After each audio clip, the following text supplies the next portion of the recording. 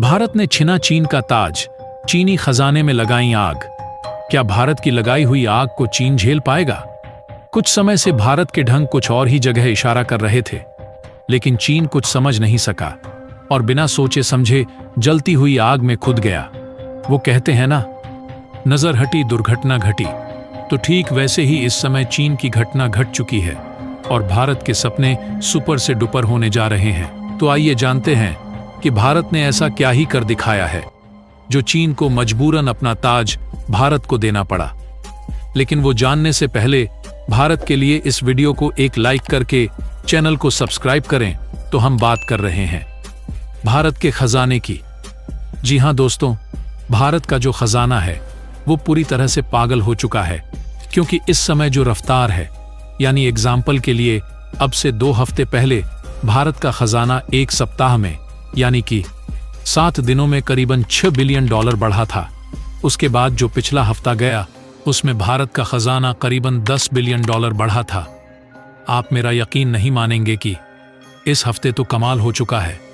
यानी reserve bank of India ने अब से कुछ समय पहले रिपोर्ट जारी किया था, जिसमें बताया था कि भारत का खजाना लगातार चौथे हफ्ते करीबन $26.4 बिलियन का जबरदस्त उछाल ले चुका है। और इसी के साथ हमारे खजाने ने सारे के सारे रिकॉर्ड तोड़ डाले हैं, क्योंकि हमारा खजाना टोटल हो चुका है $62.4 बिलियन। और इसी के साथ भारत के फॉरेक्स रिजर्व यानी कि भारत के जाने ने सारे के सारे रिकॉर्ड चकनाचूर कर डाले हैं, सब नष्ट कर दिए हैं। उदाहरण के लिए पिछले 1 महीने में भारत का खजाना करीबन $30 बिलियन बढ़ा है और यह एक रिकॉर्ड है। उदाहरण के लिए बांग्लादेश जैसा देश, जो कि पूरे के पूरे एशिया में एक उभरती हुई अर्थव्यवस्था माना जाता है, उसका टोटल खजाना भी इतना नहीं है जितना हमारा 1 महीने में बढ़ चुका है।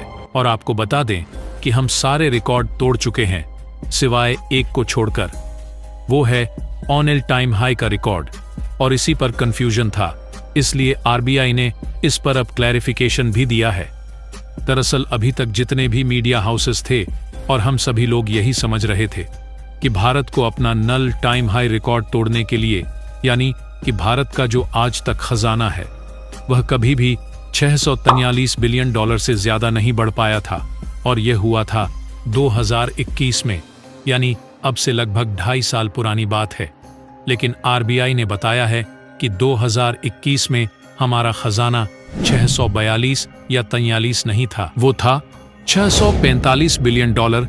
यानी कि भारत को अपने इतिहास में सर्वोच्च स्थान हासिल करने के लिए अब भी करीबन $35 बिलियन खजाने में और जोड़ने होंगे, यानी कि हमारा खजाना $642 बिलियन से बढ़कर जब $645 बिलियन को पार करेगा, हम अपने इतिहास के सर्वोच्च खजाने के स्तर पर होंगे और यह हमारा ऑल टाइम हाई रिकॉर्ड होगा। इसी के साथ आपको यह भी बता दें कि भारत का खजाना पिछले 1 महीने में इतना बढ़ा क्यों है। तो देखिए, इसके पीछे सबसे बड़ा कारण बताया जा रहा है फॉरेन इन्वेस्टमेंट। भारत के अंदर जो विदेशी निवेश है वह बम्पर तरीके से बढ़ा है। खास करके जो बड़े फॉरेन इंस्टीट्यूशंस है जो इन्वेस्टमेंट करते हैं, उनका इन्वेस्टमेंट भारत में तेजी से बढ़ा है, कई बिलियन डॉलर में आ रहा है और आने वाले समय में यह और बढ़ने के आसार हैं। ऐसे में भारत का खजाना कुछ ही महीनों में 700 बिलियन के पार चला जाए तो आप बिल्कुल भी आश्चर्यचकित मत होना। वैसे आप सभी इस खबर पर क्या कहना चाहते हैं? आप अपनी राय हमें कमेंट बॉक्स में जरूर बताएं। तो चलो बढ़ते हैं हमारी दूसरी खबर की ओर। दरअसल दोस्तों, अब यह ऐसी खबर निकलकर सामने आई है जिसे देखने के बाद चीन के आम नागरिक यह कह रहे हैं कि काश हमने 2016 में डोकलाम और उसके 4 साल के बाद गलवान ना किया होता, क्योंकि हमने एक ऐसे सोए हुए शेर को जगा दिया है जो सोया रहता तो ही बेहतर था। और देखा जाए तो चीन के आम नागरिक सोशल मीडिया पर जो यह बात लिख रहे हैं यह 100% सच है, क्योंकि आप खुद देख लीजिए, 2016 तक आपने कभी सुना था कि भारत ये कह रहा हो कहीं पर कि हम चीन को पछाड़ देंगे, चीन को हरा देंगे या फिर चीन कंपनियों को बैन कर देंगे? नहीं, कभी भी नहीं सुना था। उल्टा ये कहा जाता था कि हम चीन के साथ कून ऑपरेशन करेंगे और चीन के साथ मैन्युफैक्चरिंग करेंगे, चीन के साथ हर मामले में साथ मिलकर आगे बढ़ेंगे। लेकिन चीन के राष्ट्रपति शी जिनपिंग ने 2016 में डोकलाम और उसके बाद गलवान करवाकर भारत को यह बात करने पर मजबूर कर दिया कि चीन के साथ कंपटीशन करो, चीन को हर मामले में हराओबा, हर जगह चीन को धूल चटावटिया। डॉलर का FDI यानी कि फॉरेन डायरेक्ट इन्वेस्टमेंट आने जा रहा है। जी हाँ, और इस बात की पूरी उम्मीद जताई जा रही है कि आने वाले 5 सालों में हर साल $100 बिलियन का FDI कम से कम भारत आया करेगा। जी हाँ, यह $100 बिलियन पर कम से कम है, इससे ज्यादा ही होगा, इससे कम नहीं होने वाला। और इसीलिए कहा जा रहा है कि आने वाले 5 सालों के अंदर $100 मिलियन पर ईयर के हिसाब से करीबन $500 बिलियन का इन्वेस्टमेंट इंडिया में आएगा।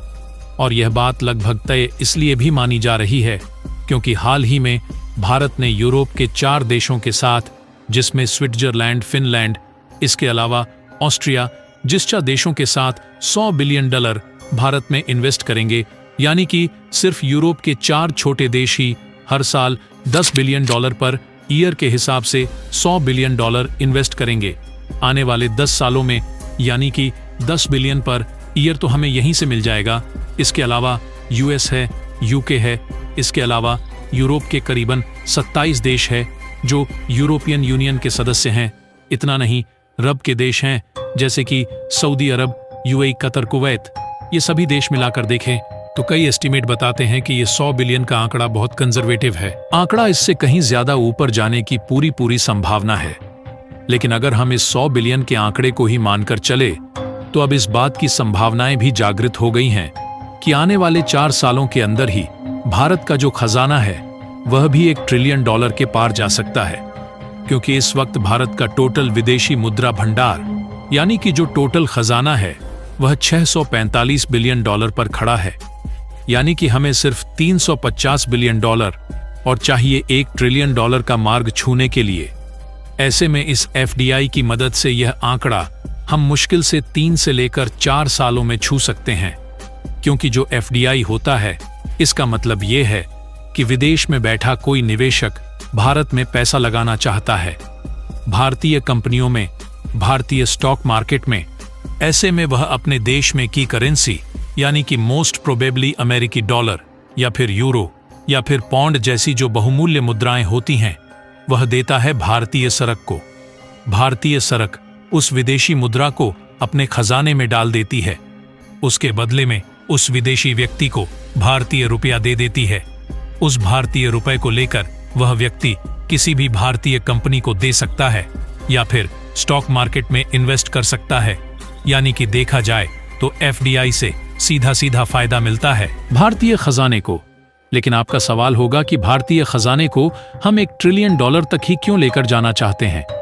तो इसके पीछे कारण यह है कि जिस दिन भारतीय खजाना $1 ट्रिलियन हो जाएगा उस दिन वह दुनिया का दूसरा सबसे बड़ा खजाना होगा।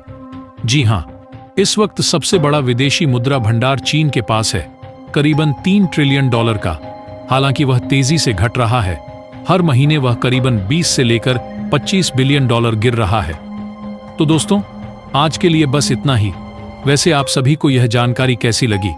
अगर अच्छी लगी है तो इस वीडियो को लाइक करें और हमारे इस चैनल को सब्सक्राइब करें और बेल आइकन को जरूर से ऑन रखें ताकि हमारी हर आने वाली वीडियो की नोटिफिकेशन आपको समय पर मिलती रहे। तो चलो, हम मिलते हैं ऐसी मजेदार और इंटरेस्टिंग वीडियो के साथ। तब तक के लिए बाय।